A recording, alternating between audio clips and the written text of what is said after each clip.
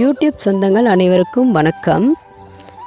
Welcome to BGM ஆட்டுப்பண்ணை. நம்ம சேனலோட நேம் பிஜிஎம் ஆட்டுப்பண்ணை. நம்ம பண்ணையில் இன்றைக்கி பார்த்தீங்கன்னா குட்டிகளுக்கு வந்து குடற்புழு நீக்கம் செய்ய போகிறேன்.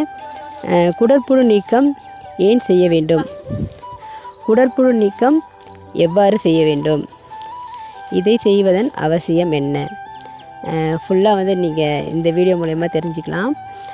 ஃபஸ்ட்டு குடற்புழு நீக்கம் வந்து ஏன் செய்யணும் அப்படின்னா, குட்டிகளுக்கு வந்து குடற்புழு நீக்கம் செய்யலை அப்படின்னா அவங்க உள்ளே இருக்கிற சத்துக்கள் எவ்வளோ சாப்பிட்டாலும் அந்த சத்துக்களை வந்து அந்த புழுக்கள் தான் சாப்பிடும். இதனால் கொஞ்சம் கூட அவங்க உடம்புல போய் அந்த சத்துக்கள் வந்து சேர்கிறதுக்கான வாய்ப்புகளே இல்லை. இதனால தான் குடற்புழு நீக்கம் கட்டாயம் செய்யணும். எப்போ செய்யணும், எத்தனை மாதத்தில் செய்யணும் அப்படின்னா, குட்டிகள் பிறந்து முதல் 15வது நாள் முதல் மருந்து கொடுக்கணும். அது அவங்களோட வெயிட்டுக்கு தகுந்த மாதிரி நம்ம கொடுக்கணும். நான் பார்த்தீங்கன்னா முதல் 15 நாளையில் ஒரு 1 ml தான் கொடுத்தேன். ஏன்னா சின்ன இளங்குட்டி இல்லையா, அதனால் ஒரு 1 ml தான் கொடுத்தேன். அதுக்கப்புறம் பார்த்தீங்கன்னா 1.5 மாதம் 1.5 மாதத்தில் வந்து 2வது மருந்து கொடுக்கணும். அப்படி பார்த்தீங்கன்னா நான் இந்த 2 குட்டிகளுக்கும் வந்து மருந்து வந்து கொடுக்கல. 15வது நாள் கொடுக்கல, டைம் இல்லை எனக்கு. அதனால் இப்போ 30 நாள் ஆகிடுச்சு. சரி, இப்போ ஏது கட்டாயம் கொடுத்துர்லாம் அப்படின்னு சொல்லிட்டு தான் கொடுக்க போகிறேன் ஃப்ரெண்ட்ஸ். இவங்களுக்கு வந்து இப்போ 1 மாதம். அப்படி கொடுக்கையில் பார்த்தீங்கன்னா அவங்களோட வளர்ச்சி நிற்காது, உறங்கி போகிற மாதிரி. சில ஆடுகளுக்கு வந்து முடியெல்லாம் வந்து நீண்டு வளர்ந்துருக்கும். சரியாக சத்துக்கள் இல்லைன்னா குட்டிகள் பார்த்தாவே தெரியும். இவங்களோட சத்துக்கள் எல்லாம் அந்த புழுக்கள் சாப்பிட்ருவாங்க. அதனால் இவங்களுக்கு சத்துக்கள் இருக்காது. பார்த்திங்கன்னா நடக்கும்போதே தள்ளாடி நடந்து கீழே பொத்துன்னு விழுவாங்க. நிறைய குட்டிகள் வந்து அதாவது இந்த குடற்புழு நீக்கம் செய்யலைன்னா கட்டாயம் அந்த குட்டிகளுக்கு இந்த பிரச்சனை வரும். இதனால் இப்படியே கொஞ்ச நாள் இருப்பாங்க. அப்புறம் பார்த்திங்கன்னா அந்த குட்டிகள் வந்து இறந்து போயிடும். சத்துக்கள் இல்லைன்னா என்ன பண்ணும், இறந்தே போகிறதுக்கு வாய்ப்புகள் நிறையவே இருக்குது. இதனால் கட்டாயம் குடற்புழு நீக்கம் செய்ய வேண்டும். முதல் 3 மாதங்களுக்கு குடற்புழு நீக்கம் செய்தே ஆக வேண்டும்.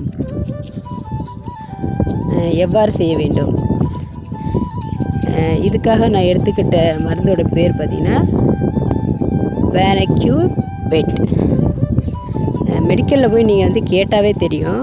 ஏன்னா எல்லா இடத்துலையும் வந்து ஒரே மருந்து கொடுக்க மாட்டாங்க. ஒவ்வொரு இடத்துலையும் ஒவ்வொரு கம்பெனிலையும் ஒவ்வொருத்தங்களும் ஒவ்வொரு மருந்து தான் கொடுப்பாங்க. குடற்புழு நீக்கம் செய்யணும் அப்படின்னு சொன்னாவே அதுக்கு தகுந்த மருந்தை மெடிக்கலில் வந்து கொடுப்பாங்க.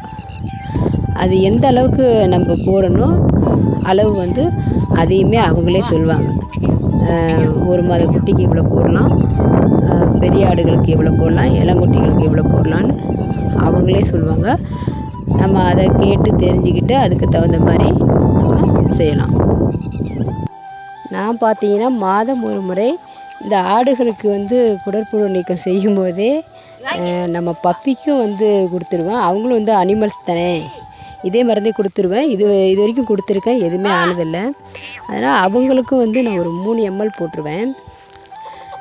போட்டுட்டு பார்த்திங்கன்னா இன்னொரு 2 குட்டிகள் இருக்காங்க. அவங்க வந்து 1.5 மாத குட்டிகள். அவங்களுக்கு வந்து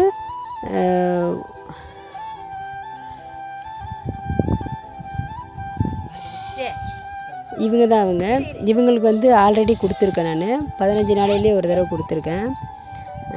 சொல்லப்போனால் இவங்க பிறந்து நிற்கவே இல்லை.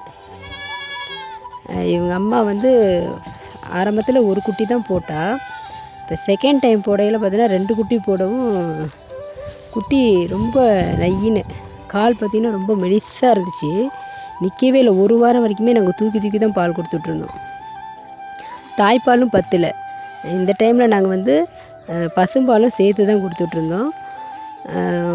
ஒரு வாரத்துக்கு அப்புறம் அவங்களாவே நின்று தானாக பால் குடிக்க ஆரம்பிச்சிட்டாங்க. இவங்களுக்கும் அப்படி தான் நெய்யினே இருந்தா. நான் 15 நாளையிலே வந்து ஒரு தடவை ஒரு ml லைட்டாக கொடுத்துட்டேன். அதுக்கப்புறம் பார்த்திங்கன்னா குட்டி நல்லாவே இருக்கா, இப்போ சூப்பராக இருக்கான். ரெண்டுமே வந்து கெடா குட்டி தான். ட்வின்ஸ் 2 பேருமே ஒரே மாதிரி இருப்பாங்க. அதனால தான் ஃப்ரெண்ட்ஸ் சொல்கிறேன், 15 நாளையிலே கட்டாயம் நீங்கள் வந்து குடற்புழு நீக்கம் செஞ்சுருங்க. இது வந்து நான் வந்து என்னோடய அனுபவத்தில் உள்ளதை மட்டும்தான் சொல்கிறேன். எங்கள் ஆடுகளுக்கு நான் என்ன பண்ணுறேனோ அதை மட்டும்தான் நான் சொல்லிகிட்ருக்கேன். புதுசாக இதான் செய்யணும், இதான் போகணும் அப்படின்லாம் இல்லை. செஞ்சால் நல்லாயிருக்கும் கட்டாயம். இது என்னோடய அனுபவம். எனக்கு வந்து பக்கத்தில் வந்து ஆடு வளர்த்துட்ருக்கிற அனுபவப்பட்டவங்க வந்து சொல்லி தான் இதெல்லாம் வந்து நானே மெயின்டைன் பண்ணிகிட்ருக்கேன். அதுக்கு முன்னால் எங்கள் ஆடு வந்து 9 தான் இருக்கும். இப்போ வந்து எல்லாமே நல்லா இருக்காங்க.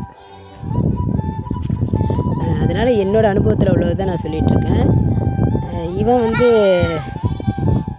ட்விங்ஸ்ன்னு சொன்னா இல்லையா, இவன் இன்னொரு ஆள். இவன் 2 பேருமே இப்போ சூப்பராக இருக்காங்க. நல்லா மேய்கிறாங்க. வெயிட்டும் வந்து பரவாயில்ல. 1.5 மாதத்துல நல்ல வெயிட் கெயின். நான் வந்து வெயிட் கெயின்க்கெலாம் வந்து எதுவுமே கொடுக்கறதில்ல. ஒன்லி மேய்ச்சல் மட்டும்தான். ஒரு நாளைக்கு 2 தடவை வந்து மேய்ப்போம். அது மட்டும்தான் ஃப்ரெண்ட்ஸ். மற்றபடிக்கு எதுவுமே கொடுக்கறதில்ல.